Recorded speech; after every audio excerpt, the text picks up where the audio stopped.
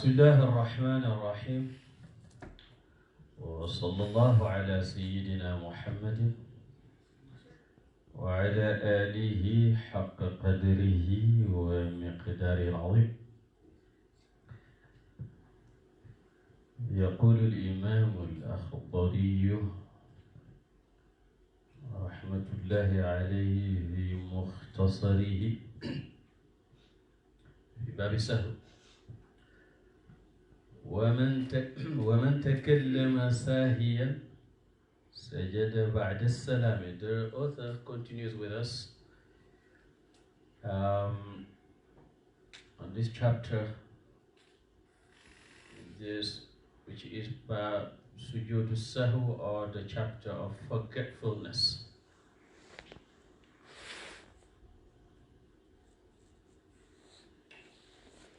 He said, وَمَنْ تَكَلَّمَ سَاهِيًا سَجَدَ بَعْدَ السَّلَامِ.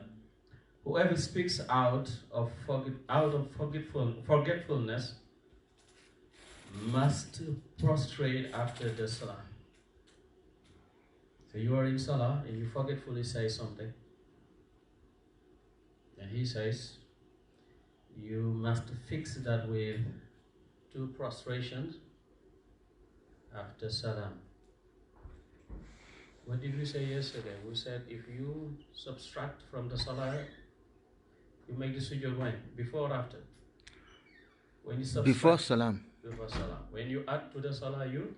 After salam. After salam. If you do both, what did we say? Tijani? Good.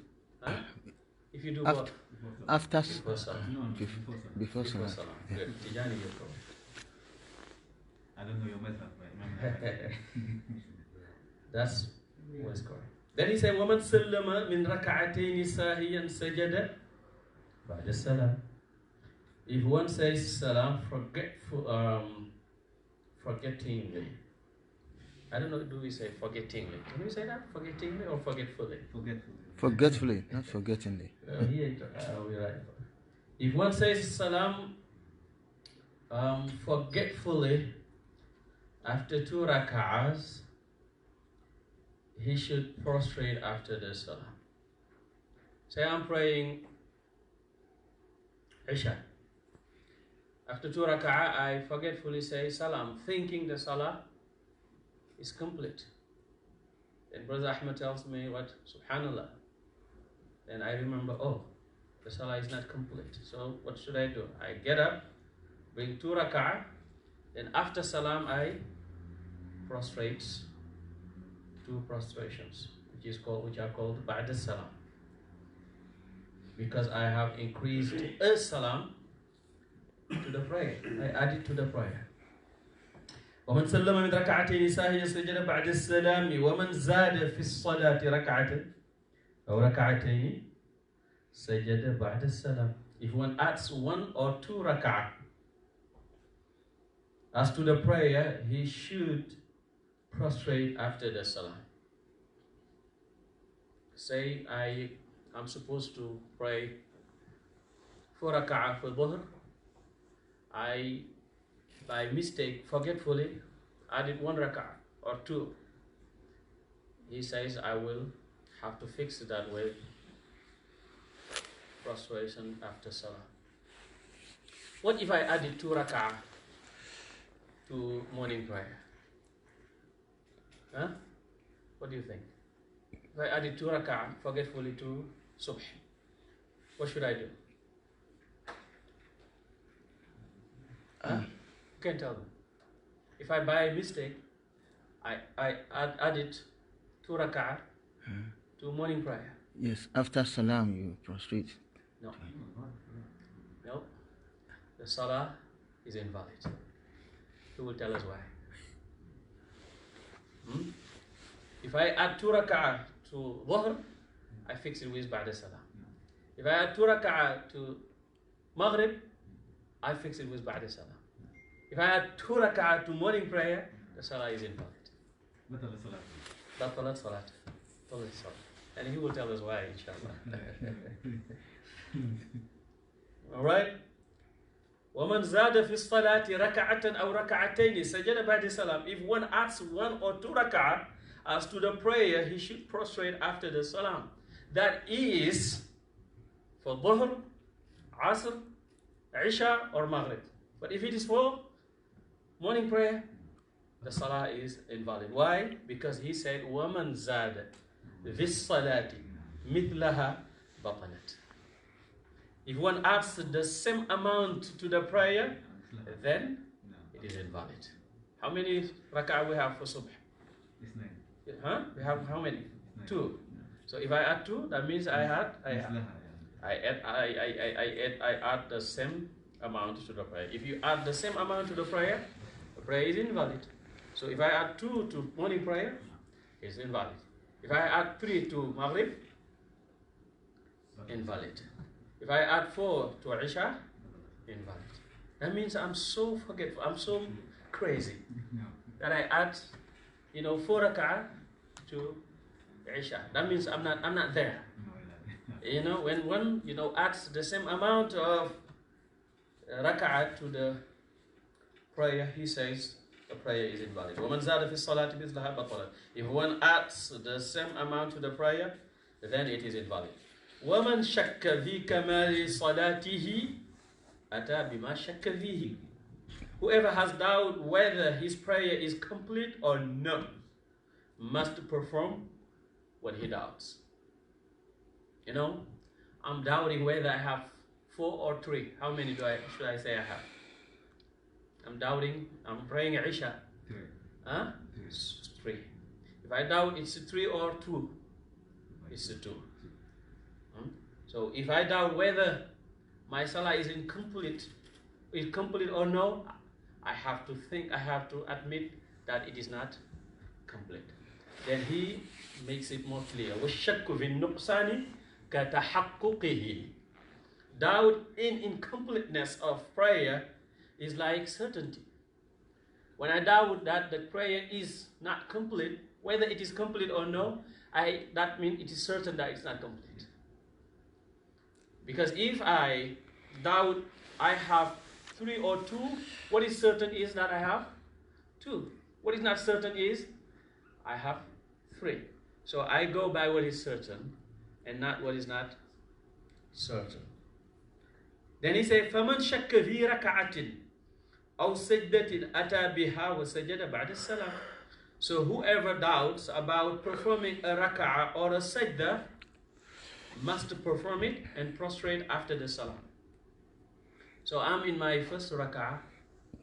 I'm doubting whether I did 1 sajda or I did 2. Before I go up, I do another one. If you doubt whether you owe a sajda or no, that means you owe it. If you doubt whether you do 2 or 1, say you did 1. If you doubt about whether you did 1 or 2, you did 1. If I do doubt about a raka'ah, I mean whether I'm in my 4th or in my 3rd for Isha, so I'll bring the 4th. I must admit I have only 3. That's what he's confirming here. فَمَنْ شَكَّ فِي رَكَعَةٍ أَوْ سَجْدَةٍ أَتَى بِهَا وَسَجَدَ بَعْدَ السَّلَامِ. So whoever doubts about performing a raka'ah or sajda must perform it and prostrate after the salam. So when I bring that, for example, if I doubt and I bring it, I make sure I bring it, then I will make prostration after salam. Because if I did make 4, then the one I brought is the 5th. That means I added to the prayer. If I did 3, I brought 1, which made it what? 4. And if I finish the prayer, the two prostration cannot nullify the prayer because I did it outside the prayer anyway. I don't know if I'm making sense. Yes. Then he said, وَإِن شَكَّ فِي السَّلَامِ سَلَّمَ إِن كَانَ قَرِيبًا وَلَا سُجُودَ عَلَيْهِ. If one doubts about saying the salam, he must say the salam if it was nearby. And there is no prostration. I am here, sitting, I'm making doubt whether, what? Did I make salam? Did I finish my prayer? Or I didn't make salam? He said, where you are, make salam. He's here facing the Qibla thinking, did I make salam? And my salah, I just finished like 30 seconds or a minute. And I'm doubting whether I made the salam or I didn't make the salam. He says, make the salam. And you owe no prostration. There's no prostration. That's why I say, in kana qariban wala sujada. Wa in qala batalat salatuhu. If a long time has passed, then the prayer is invalid. Because salam is one of the pillars of prayer. And tartib al-vara'id, as the Prophet ﷺ did, is one of the applications of the prayer. Then he said, وَالْمُوَسْوِسُ يَتْرُكُ الْوَسْوَسَةَ مِنْ قَلْبِهِ وَلَا يَأْتِي بِمَا شَكَّ بِهِ. The muwaswis. What is muwaswis? That's doubt. The one who is with constant doubt. Every time he prays, he has a doubt whether I did 3 or 4, whether I did. That happens to him constantly. What that person must do? He say must remove the waswasa, the whisperings, from his heart. He has to, because that's shaitan, as the Prophet ﷺ says. Shaitan, when he cannot stop you from praying, now he will come to your prayer to make you feel this waswasa and try to play with your mind. And if you follow it, it's going to ruin your manat taklif, which is your aql, which is your intellect. Without aql, you cannot serve Allah Tabaraka wa Ta'ala. Is it permissible when one is in a state of doubt to start the prayer all over? If you are in a state of doubt, it's one of these two cases. If it happens occasionally, then you go by what is certain. If it happens, from time to time, you are in a state of doubt whether you have 2 or 3, you go by what is certain, and that is what? 2. But if it happens to you constantly, you do remove the waswasa from your heart. And what? And not perform what you have doubt about. For example, if it happens constantly to you, whenever you are doubting whether you have 2 or 3, it's 3. You got it? Whether you have 4 or 3, it's 4. That's how you fight the waswasa. You don't go by, I don't feel comfortable, I have to go back and do it. No, that's your way. It's not your way. It's the Prophet's way. This is the way you can help yourself mentally. And it is haram for you to follow what your ego is telling you, because what your ego is telling you is what shaitan is telling you, and that is going to ruin you. And once you're ruined, you're not going to serve Allah anymore. You're crazy now. So to avoid that, what you need to do is to remove that waswasa from your heart. What does that mean? It means to ignore it. I have the doubt all the time in my Isha. Whenever I think I have 3 or 4, it's 4. And when I finish my salam, I make 2 taslim. I make 2 sujud. Anytime, that's all I do. ولكن يسجد بعد السلام سواء شك في زيادة أو نقصان. But he prostrates after the salam, whether he doubted about an addition or a subtraction. How do you call it? Subtraction. So forget about the doubt now. All you do is go by what is more, not what is less. And when you make your salam, prostrate to prostration. That's what he says here. وَالْمُوَسْوِسُ يَتْرُكُ الْوَسْوَسَةَ مِنْ قَلْبِهِ. This is a must. The muwaswasa, or the muwaswis, here we say muwaswis, but it should be the muwaswas, because it is shaitan that is whispering. The muwaswas, one with constant doubt, must remove the waswasa from his heart and not perform what he has doubt about. ولكن يسجد بعد السلام سواء شك في زيادة أو نقصان. But he prostrates after the salam, whether he doubted about an addition or subtraction. إن ومن جهر في القنوت فلا سجود عليه ولكنه يكره عمده. If a person recites the qunut audibly, there is no prostration required, but it is disliked to do that intentionally. Qunut here, he means by qunut here the qunut of fajr, the qunut of morning prayer. You know, the qunut you do before the second ruku', after the surah. You know, actually these are qunut. According to some, they said this was surah, but it was mansukh. It's a dua. That's what is agreed upon, that we do after the surah in our second rak'ah. So that the mashhur of the madhab is that you do it silently. If you do it in a loud voice, it does not require sujud. So that's what he's saying. وَمَنْ جَهَرَ فِي الْقُنُوتِ فَلَا سُجُودَ عَلَيْهِ وَلَكِنَّهُ يُكْرَهُ عَمْدُهُ. If a person recites the qunut audibly, there is no prostration required. But it is disliked to do that intentionally. If you do say it loudly, it is disliked. Okay, let's finish this. وَمَنْ زَادَ السُّورَةَ فِي الرَّكَعَتَيْنِ الْأَخِيرَتَيْنِ فَلَا سُجُودَ عَلَيْهِ. If a person adds a surah in the last two rak'ah, there is no prostration owed. You know, in the last two rak'ah, what is recommended is to just recite Fatiha, not a surah after. But if one recites surah, there's no sujood in the last two rak'ah. The sunnah of the Prophet is to recite only Surah Al-Fatiha. Then he said, وَمَنْ سَمِعَ ذِكْرَ مُحَمَّدٍ ذِكْرَ سَيِّدِنَا مُحَمَّدٍ صلى الله عليه وسلم وهو في الصلاة فصلى عليه فلا شيء عليه. If one hears the name of Prophet Muhammad صلى الله عليه وسلم during the prayer and sends prayers upon him, he owes nothing.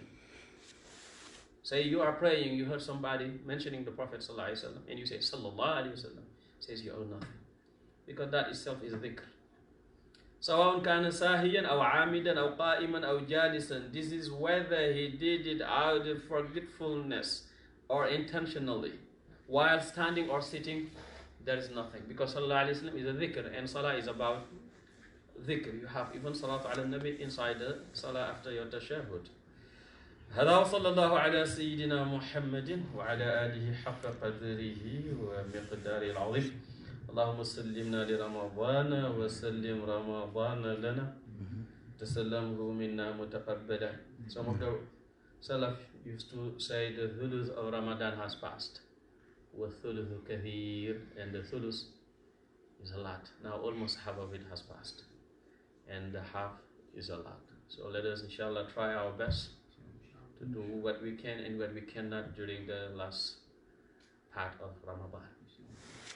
The Prophet ﷺ says, وَالشَّقِيُّ مَنْ حُرِمَ.